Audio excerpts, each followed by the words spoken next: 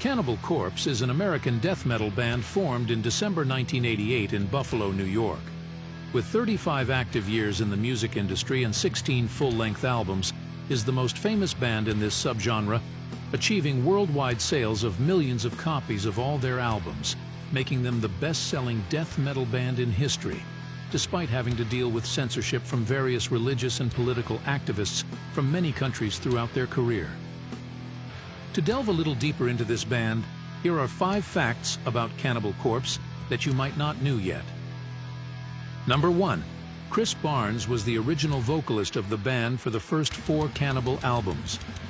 After leaving Cannibal Corpse along with the rights to the band's first logo, he dedicated himself entirely to his side project 6 Feet Under, which was his second band since 1993. Barnes took care of everything in 6 Feet Under, from the group's logo to the cover art of the band's second album and obviously all its lyrics.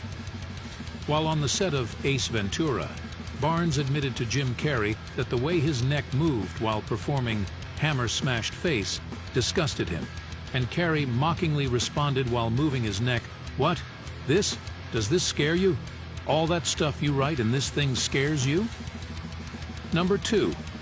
The band's first album was Eaten Back to Life, and the songs from this album came to light because the manager of the record store where Chris Barnes worked sent the demo tape the band had recorded in '89 to Metal Blade Records, who offered them a recording contract a year after they debuted live.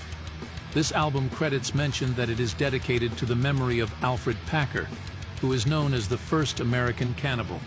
On the other hand, this album was banned in Germany until 2006 due to its cover, which shows a drawing of a zombie tearing apart its entrails and the extreme nature of the themes, although censored versions could be obtained.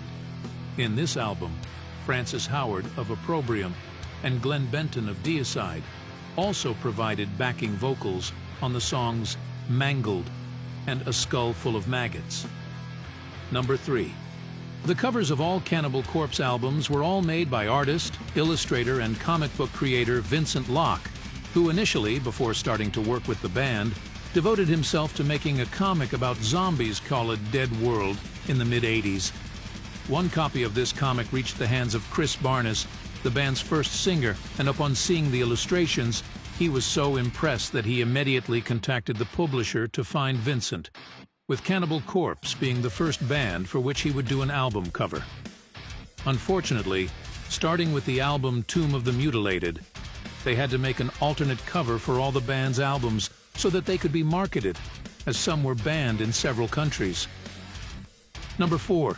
George Fisher has been the vocalist of Cannibal Corpse since 1995 to the present day, but before dedicating himself to this band, he recorded 2 albums as Monstrosity, and while recording with them at Morrisound Recording Studios, the band Suffocation, who was in the next studio, asked Fisher to do guest vocals on their 1991 debut album Effigy of the Forgotten, because they were impressed with George's gutturals, and he ended up participating in the songs Re-Encremation and Mass Obliteration. Before pursuing music, he worked as a drilling assistant in the Baltimore area, and the size of his neck is not necessarily due to its dimensions and weight, but rather because, when he was young, he did a lot of headbanging and also did weightlifting, which prevented the bones in his neck from developing and growing properly. Number 5. Tomb of the Mutilated was the band's 3rd studio album and one of the most controversial. From this album onwards, the band had to start making 2 different stage arts for each of their albums, although it was still banned in Germany due to its cover and the concept of the album, which is based on necrophilia with a murdered girl.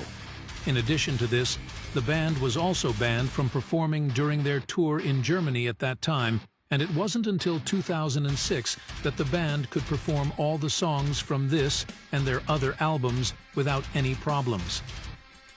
The song Hammer Smashed Face became one of the group's most famous tracks after the band, at Jim Carrey's request, made a cameo appearance in the 1994 film Ace Ventura.